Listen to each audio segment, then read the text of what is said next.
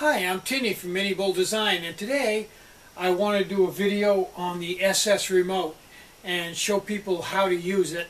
I've had one email, actually two emails over the past month of people that have had little problems with it, and I just want to do this video and explain exactly how to run it and what problems you run into if you don't follow the correct procedure. So let's move the camera in and take a look at this.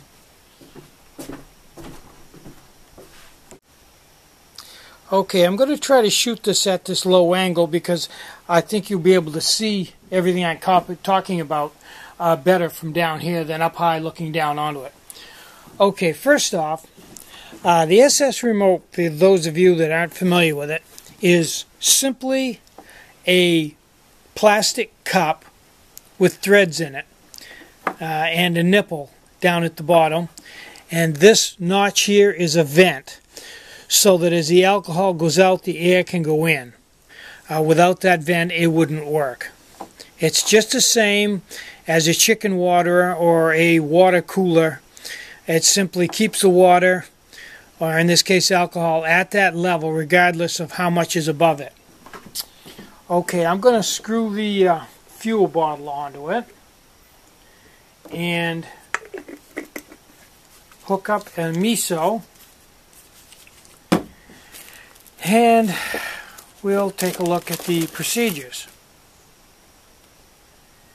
Okay, obviously you're going to start out with the remote turned upside down, so the alcohol, if you turn this over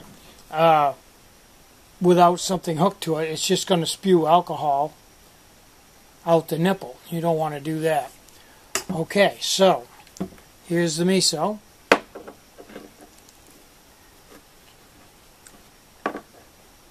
And we'll flip that over. Okay, now this is a good chance to show you something. The alcohol in this remote will always be at that level right there where that nipple is. So that means that right now it's flowing alcohol into the miso, and the alcohol in the miso will be right at that level, right where my fingernail is, right there. Now that's not really enough to wet it out without waiting a long time. So what I generally do is I keep my finger over here to feel for wetness, and I lift the remote above the stove, and you will see bubbles coming up through the alcohol as the alcohol comes out and the air comes in to replace it. And I hold it up there maybe a foot above the miso and wait and feel until I feel alcohol on this wick. And this miso is a high volume stove, so it's going to take a while. And the remote is, there she goes. She's just starting to get wet there now. There we go. Okay, now bring it back down. Now, as I said, the alcohol is only going to be here in the miso, and I'm not absolutely sure that that is a high enough level of alcohol in the stove for it to run correctly. So, what I would do is, if I ran the stove and it didn't blossom out correctly, I would elevate it, in this case on a piece of carbon felt, so that it's even higher. You certainly wouldn't want to have the nipple above the bottom of the carbon felt. You might bring it to there, but that's as high as you can bring, maybe two pieces. And that's basically all there is to setting it up to run it. You just want to make sure the nipple is below the bottom of the carbon felt, wherever it's setting. And if it's a long distance away, it'll be hard to judge that. But if the stove overflows, then you know you have this too high. And if the stove doesn't burn well and you're getting just a yellow flame and a real low yellow flame, then you don't have the remote high enough.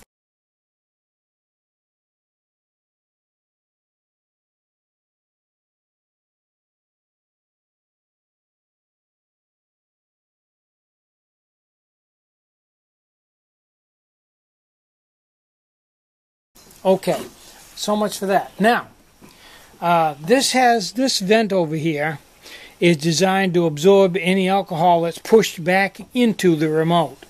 And you say, well, how would that happen? Well, if you take the miso and pick it up above the nipple, the fuel from the miso will run back and run back into the remote, and it will flood it. It'll run out the vent, it'll run down, and you'll get a puddle underneath it.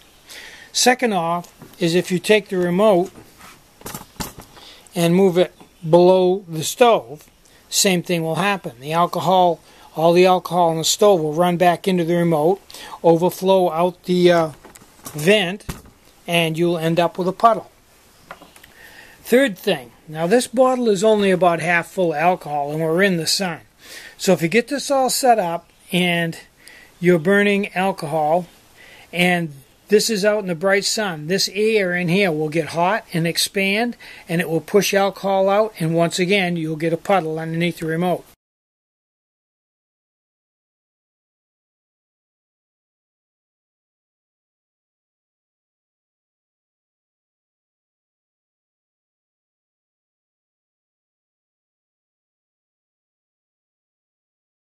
So it's a good idea to keep this remote out of the sun by whatever means are necessary. I've got a carbon felt windscreen over it right here, but that can be a problem. It's not a big problem, but it can be.